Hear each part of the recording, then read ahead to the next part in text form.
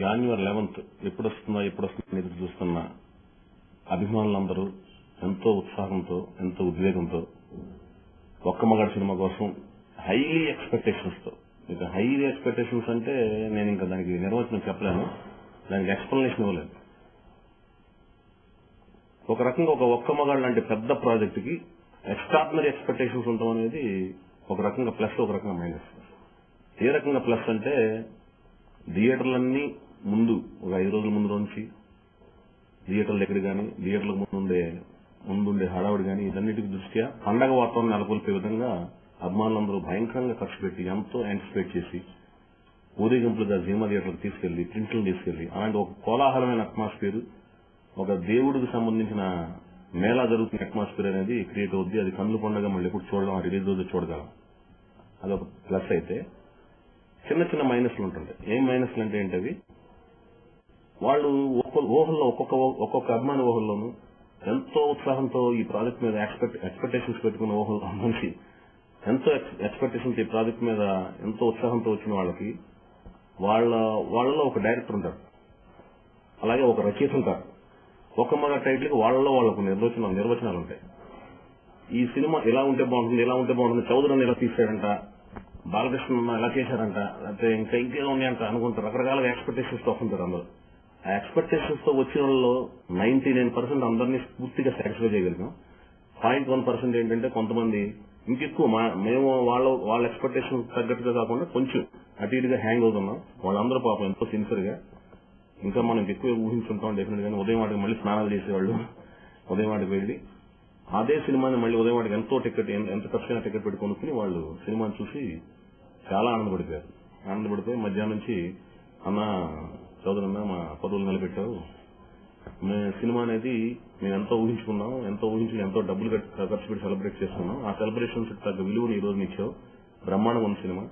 ఉదాహరణకు చెప్పాలంటే first half చాలా బాగుంది, సెకండ్ హాఫ్ లో స్టోరీ ఉంది. సెకండ్ హాఫ్ లో ఒక రకమైన మనకు ఒక సబ్జెక్ట్ కిను కామన్ ఆడియన్స్ కావాల్సిన స్టోరీ సెకండ్ హాఫ్ లో ఉంది. ఫస్ట్ హాఫ్ లో అంత ఎక్స్ట్రాడినరీ కమర్షియల్ ఎలిమెంట్స్ ఉన్నాయని చెప్పేసి వాళ్ళు దాన్ని బైఫర్కేషన్ చేసి నేను చెప్తుంటే మేము ఏదైతే అనుకున్నాం ఆ సినిమాని ఏమైతే అనుకుని తీసామో ఆ విజన్ అనేది వాళ్ళ దగ్గర నుంచి వింటాం అని చూసి అభిమానుల నుంచి రిసెప్షన్ చూస్తే ఆనందపడ్డాం. ఇక ఒక్క మగాడు సినిమా గురించి చెప్పాలంటే ఒక్క మగాడులో బాలకృష్ణ గారు ఓల్డ్ క్యారెక్టర్ అనేది ఒకటి ఉంటుంది. అది old character, younger character 2 dimensions లో బాలకృష్ణ గారు కనబడతారు.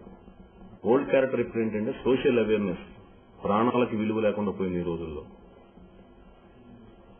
మనకి లంచగొండతనం తప్పు కాదును, నా ఉద్దేశం ఏంటంటే డబ్బు పోతే డబ్బు సంపాదించుకోవచ్చు, ప్రాణం పోతే ప్రాణం సంపాదించుకోవడం కష్టం అని ఒక ఆస్పెక్ట్ మీద, ఒక ఎలిమెంట్ మీద ఎంతో కష్టపడి ఫైట్ చేసిన ఒక ప్రాణాలకు సంబంధించిన ఒక పోరాటంలోంచి పుట్టుకొచ్చిన క్యారెక్టర్ అన్నమాట అది.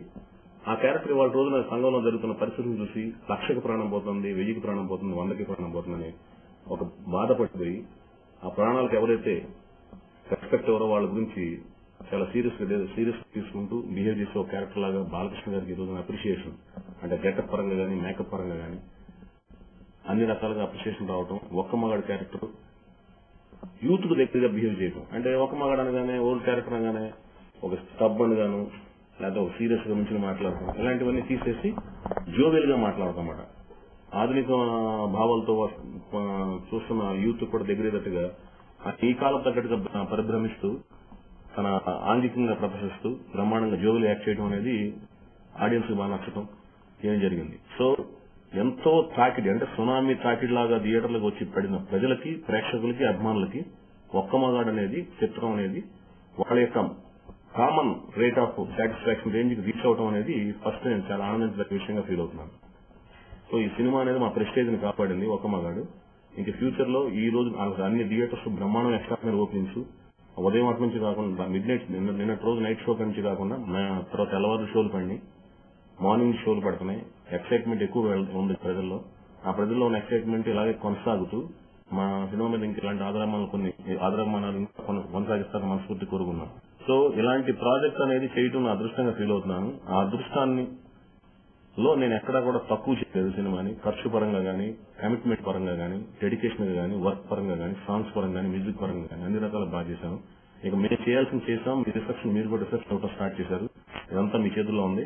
బ్రహ్మాండమైన సినిమా తీశాను. బాగా ఆదరిస్తారన్న నమ్మకంతో మరొకసారి మళ్ళీ మీకు మంచి చిత్రంతోనూ ఈ సినిమా గురించి ఇంకా మరొకసారి మేము కలుస్తాను మనస్ఫూర్తిగా కోరుకుంటూ మీ ఆశీర్వాదాలు ఇంకా కొనసాగాలని, ఎక్కడ మీ అభిమానాలు రిలీజ్ ముందు నుంచి ఏమైతే అభిమానాలు చూపిస్తున్నారు ప్రాజెక్ట్ మీద అదే అభిమానం థియేటర్ల దగ్గర కొనసాగించాలని మనస్ఫూర్తి కోరుకుంటూ మీ వైవిఎస్ చౌదరి.